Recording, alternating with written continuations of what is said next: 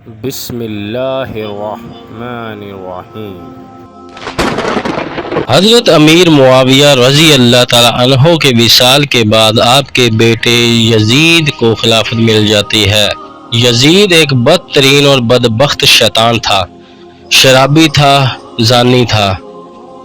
یزید کو جب خلافت ملی تو یزید سمجھ گیا کہ میری اس خلافت کو حضرت امام حسین رضی اللہ تعالیٰ عنہ کبھی قبول نہیں کریں گے۔ اس لیے یزید نے مدینہ منورہ کے گورنر ولید بن عتبہ کو خط لکھا: حسین ابن علی، عبداللہ ابن عمر اور عبداللہ ابن زبیر رضی اللہ تعالیٰ عنہ میری بیعت کو مانے، اگر وہ بات نہ مانے تو ان پر ظلم و ستم کرنا۔ امام حسین رضی اللہ تعالیٰ عنہ نے یزید کی بیعت کرنے سے انکار کر دیا، کیونکہ یزید آپ کے نزدیک مسلمانوں کی امامت اور خلافت کے ہرگز لائق نہیں تھا، کیونکہ آپ جانتے تھے یزید فاسق و فاجر تھا، زانی تھا، شرابی تھا اور ظالم تھا۔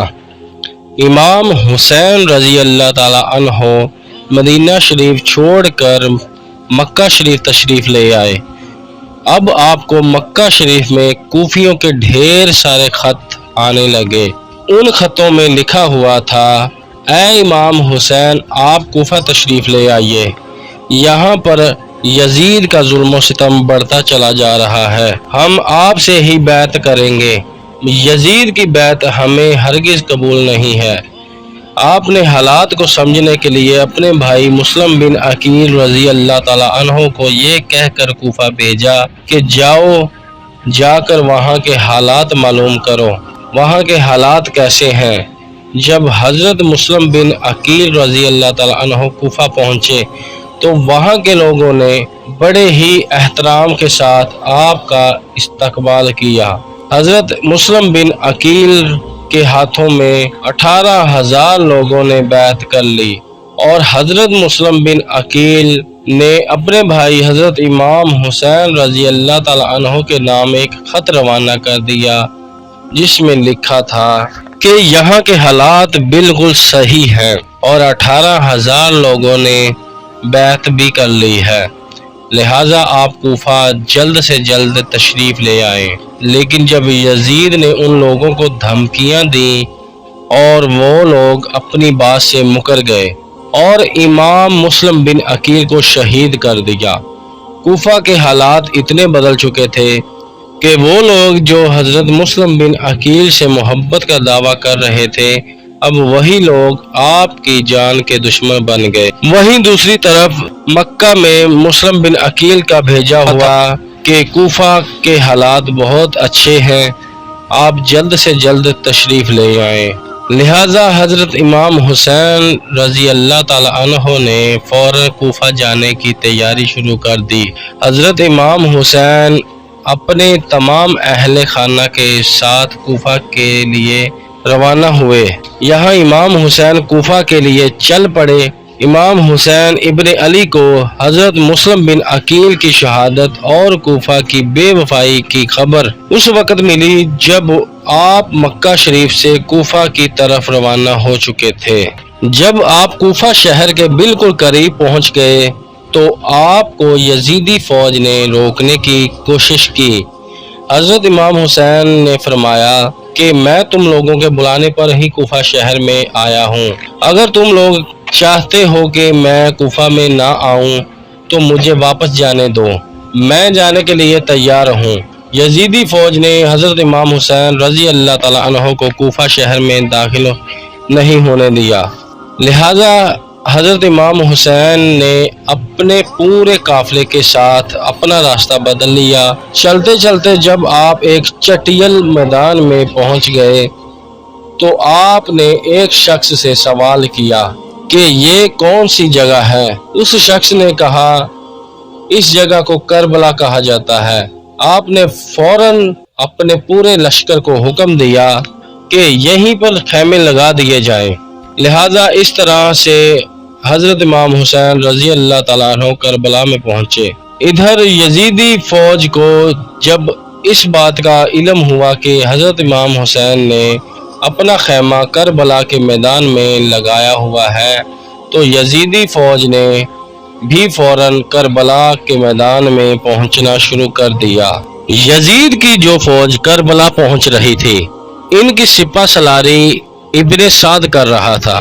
حضرت امام حسین رضی اللہ تعالیٰ عنہ نے ابن سعد سے کہا کہ یا تو تم مجھے یزید کے پاس لے چلو یا پھر مجھے اپنے شہر مکہ واپس جانے دو، لیکن ابن سعد نے ان دونوں باتوں میں سے کوئی بات بھی قبول نہیں کی اور وہ آپ کو بیعت کرنے پر مجبور کرتا رہا، لیکن آپ نے اس کی ایک بھی بات نہیں مانی۔ دن گزرتے گئے اور 3 محرم کا دن آ گیا۔ اب امام حسین کے سامنے 22,000 سپاہیوں کا لشکر بھیج دیا۔ دوسری طرف حضرت امام حسین رضی اللہ تعالیٰ عنہ کے ساتھ 72 لوگ تھے، جس میں عورتیں اور بچے بھی شامل تھے۔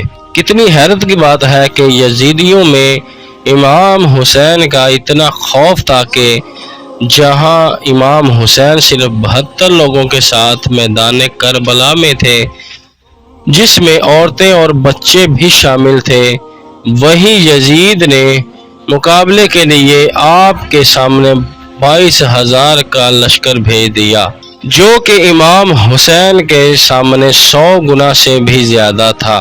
امام حسین کے سامنے یزیدی فوج کے حوصلے پست ہو گئے۔ آخر کار انہوں نے یہ فیصلہ کیا کہ اگر امام حسین کو ہرانا ہے تو ان کا پانی بند کرنا پڑے گا، تبھی ان کا مقابلہ کیا جا سکتا ہے۔ دن گزرتے گئے اور 7 محرم کا دن آ گیا اور 7 محرم کو ہی یزیدی فوج نے امام حسین کے قافلے والوں پر پانی بند کر دیا۔ آپ کو بتاتے چلیں کہ کربلا کے میدان میں پانی کا کوئی بھی انتظام نہیں تھا سوائے نہر فرات کے، لیکن 7 محرم کے دن نہر فرات کا پانی بھی حضرت امام حسین رضی اللہ تعالی عنہ کے خیمے والوں کے لیے بھی بند کر دیا گیا۔ حضرت امام حسین اور ان کے ساتھ موجود تمام جوان لوگ تو اس پیاس کو برداشت کرتے رہے، لیکن چھوٹے چھوٹے بچے اور عورتوں کا پیاس کی وجہ سے برا حال ہو چکا تھا۔ فوج یزید جو کہ حضرت امام حسین رضی اللہ تعالی عنہ اور ان کے گھر والوں اور جو آپ کے ساتھ تھے ان کو گھیرے ہوئے تھی۔ یزیدی فوج نے یہ طے کیا کہ اب 9 محرم کے دن امام حسین رضی اللہ تعالی عنہ کو قتل کر دیا جائے۔ حضرت امام حسین رضی اللہ تعالی عنہ نے حضرت عباس سے کہا، عباس جاؤ یزید کی فوج کے پاس اور ان سے کہو ہمیں ایک رات اللہ کی عبادت کرنے کے لیے دی جائے۔ جب حضرت عباس نے یزیدی فوج سے ایک رات کی مہلت کے لیے کہا تو انہوں نے آپ کی بات مان لی۔ جب تک 9 محرم کی تاریخ آئی تب تک حضرت امام حسین رضی اللہ تعالی عنہ کو یہ یقین ہو چکا تھا کہ یزید کی فوج کا مقصد صرف اور صرف مجھے شہید کرنا ہے، اس کے علاوہ یزید کچھ بھی کرنے کے لیے تیار نہیں۔ اس لیے حضرت امام حسین رضی اللہ تعالی عنہ نے 9 محرم کی رات میں اپنی تمام خیمے والوں کو ایک جگہ اکٹھا کیا اور آپ نے فرمایا کہ یہ بات تو طے ہو چکی ہے کہ یہاں پر موجود سبھی لوگ 1-2 دن کے اندر شہید کر دیے جائیں گے، اس لیے یہاں موجود آپ میں سے جو بھی ابھی واپس لوٹنا چاہتے ہیں وہ لوٹ سکتے ہیں۔ حضرت امام حسین رضی اللہ تعالی عنہ نے فوراً خیمے میں جل رہے تمام دیوں کو بجھوا دیا اور اندھیرا کروا دیا تاکہ جو بھی جانا چاہے وہ بے جھجک چلا جائے۔ تھوڑی دیر بعد جب دیوں کو دوبارہ جلوایا گیا تو سارے کے سارے لوگ بیٹھے آنسو بہا رہے تھے، یعنی کوئی بھی حضرت امام حسین رضی اللہ تعالی عنہ کو چھوڑ کر جانے کے لیے تیار نہیں تھا۔ آخر کار 10 محرم کا دن آیا اور حضرت امام حسین رضی اللہ تعالیٰ عنہ اور یزید کی فوج کے بیچ جنگ ہونا شروع ہو گئی۔ جہاں ایک طرف یزید کی ایک بڑی فوج تھی تو وہیں دوسری طرف امام حسین کے ساتھ صرف 72 لوگ تھے۔ اتنے میں فوج یزید کا حملہ شروع ہو جاتا ہے اور ہر شہید شہادت کا جام پیتا گیا۔ کبھی حر شہید ہوتے ہیں تو کبھی قاسم شہید ہوتے ہیں تو کبھی علی اکبر شہید ہوتے ہیں تو کبھی اون محمد شہید ہوتے ہیں۔ پیارے ناظرین، ذرا غور کیجئے وہ منظر کیسا ہوگا۔ 3 دن کے پیاسے امام حسین کے گھر والے اور تمام افراد یزیدی فوج سے جنگ کرتے رہے اور ایک ایک کر کے شہید ہوتے گئے۔ حضرت عباس علمبردار سے حضرت امام حسین کے 6 مہینے کے بیٹے علی اصغر کی پیاس نہیں دیکھی گئی۔ آپ نے ایک مشکیزہ لیا اور گھوڑے پر سوار ہو کر نہر فرات کے کنارے پہنچ گئے اور آپ نے ایک مشکیزہ بھر لیا، لیکن جب آپ پانی لے کر واپس لوٹنے لگے تو یزیدی فوج نے آپ کے اوپر لگاتار تیر برسانا شروع کر دیے۔ حضرت عباس جب تک حضرت امام حسین رضی اللہ تعالیٰ عنہ کے خیمے تک پہنچ پاتے تب تک یزیدی فوج نے تیر چلا کر حضرت عباس علمبردار کو شہید کر دیا تھا۔